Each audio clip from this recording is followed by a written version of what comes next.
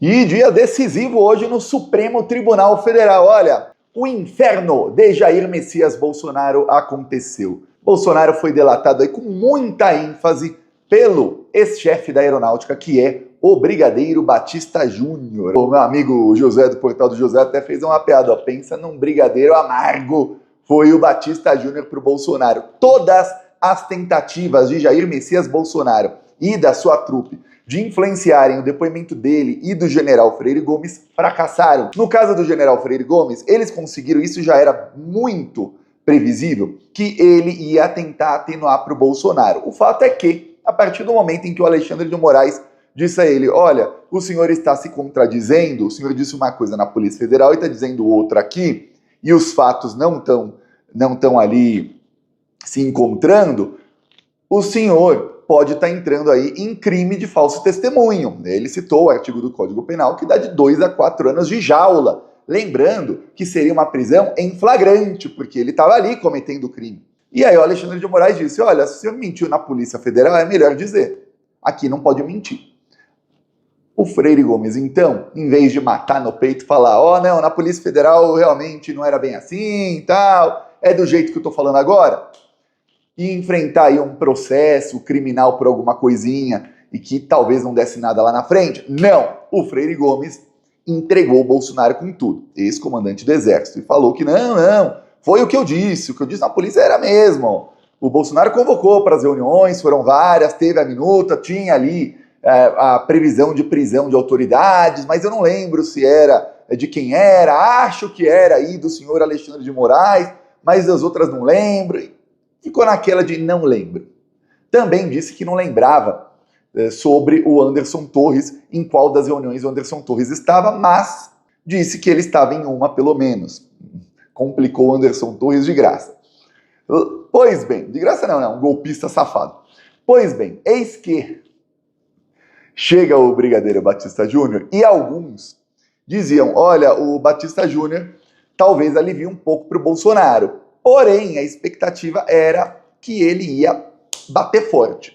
Por quê? Porque o Batista Júnior é o mais atacado de todos aí que foram contra o golpe. O Freire Gomes é atacado por muita gente, mas lá no Exército ele é bolsonarista, os outros são bolsonaristas, ainda o tratam bem. Já o Batista Júnior foi achincalhado pelo general Braga Neto e continuou sendo achincalhado. Batista Júnior, no meio do seu depoimento, disse que ele foi tão atacado nas redes sociais, principalmente no Twitter, que ele até fechou a própria conta. Disse que sua esposa, suas filhas também são atacadas nas redes sociais, que ele é chamado de melancia, que xingam os familiares dele. Aí você acha que alguém que está sofrendo esse nível de ataque, o Freire Gomes não estava, você acha que essa pessoa vai depor e tentar salvar o Bolsonaro? Mas não vai mesmo. O Batista Júnior confirmou tudo e mais um pouco, ainda deu detalhes que não tínhamos aí de como foram as reuniões golpistas. Inclusive, confirmou aí voz de prisão ao Bolsonaro. A coisa tá feia, viu? Tá muito feia. Vamos lembrar que o Brigadeiro Batista Júnior, na Polícia Federal, tinha dito o seguinte, olha, numa das reuniões, o Bolsonaro apresentou a minuta do golpe e o chefe do Exército, Freire Gomes, disse, de uma maneira educada, mas disse, ó, presidente, se o senhor me apresentar essa minuta, eu vou ser obrigado a lhe dar voz de prisão. Ou seja, estava dizendo, você vai continuar com esse papel aqui na minha frente ou vai rasgar essa porcaria? Há mensagens do tenente-coronel Cid com outros ali da trama golpista, em que eles citam que, olha, o general rasgou a minuta do golpe na frente do Bolsonaro.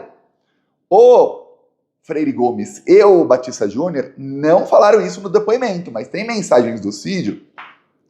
Pode ser que aquela, olha, ele conta um conto e aumenta um ponto? Pode ser.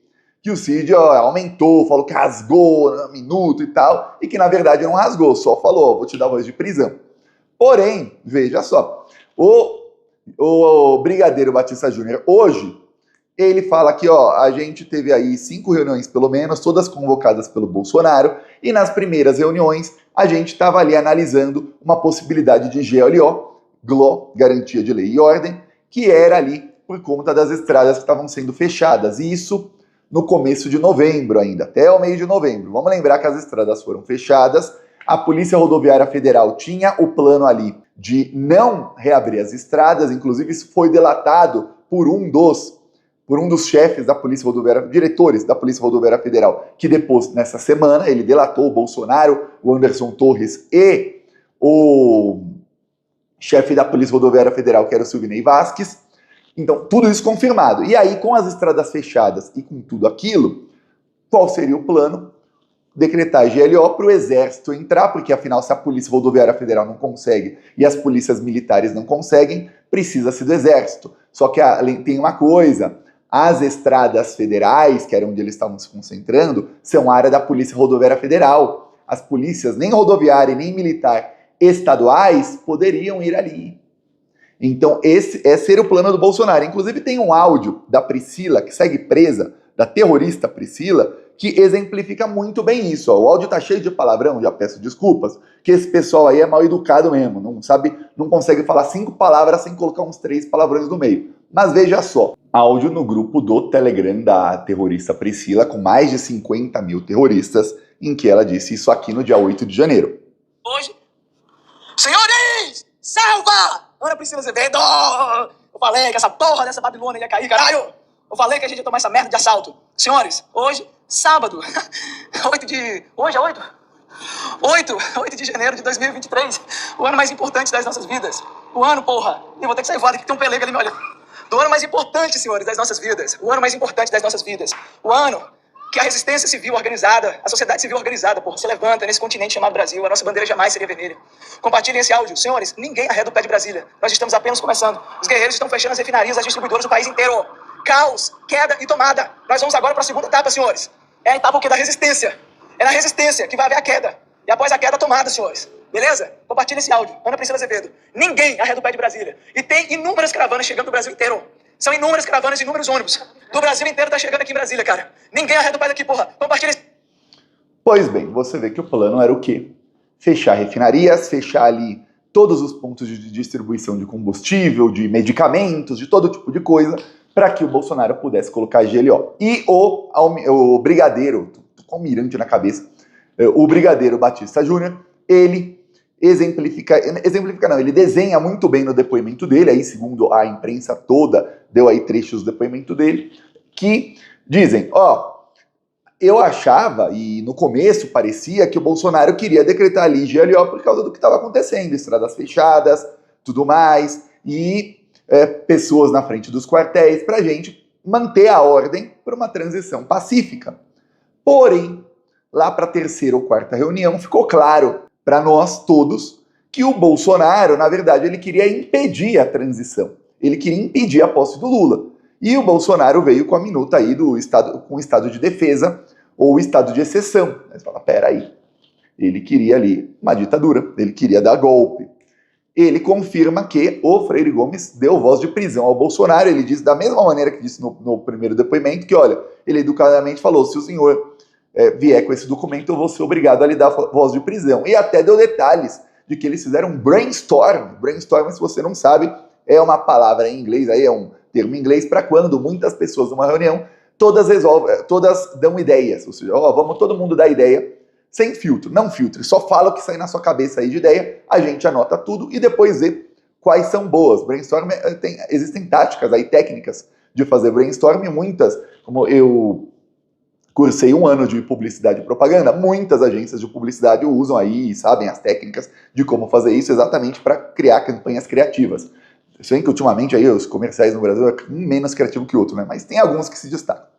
Pois bem, voltando aí ao caso, estavam fazendo brainstorm. E aí chegaram a falar, olha, vamos prender aí Lula, prender não sei quem, prender não sei quem, e inclusive o Alexandre de Moraes.